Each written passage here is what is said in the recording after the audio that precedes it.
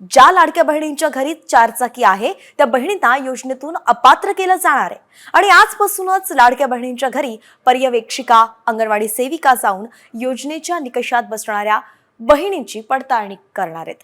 तर 8 दिवसांत पडताळणी पूर्ण करून अहवाल पाठवावा असे आदेशही महिला आणि बाल विकास विभागाने दिलेत।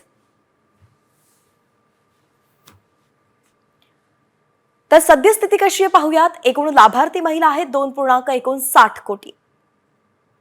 दर महिन्याला लाभाची रक्कम आहे 1500 रुपये। दर महिन्याला लागणारा निधी होतो 3885 कोटी। तर चारचाकी वाहन धारक 10 लाख असण्याचा अंदाज वर्तवण्यात आलाय। पडताळणी चारचाकी आढळल्यास योजनेतून अपात्र केलं जाणार आहे। तर लाभार्थी महिलेचं वय हे 18 ते 65च्या दरम्यानच असावं असाही एक निकष आहे। कुटुंबाचं वार्षिक उत्पन्न 2.5 लाखांच्या आत असावं हा देखील दुसरा निकष।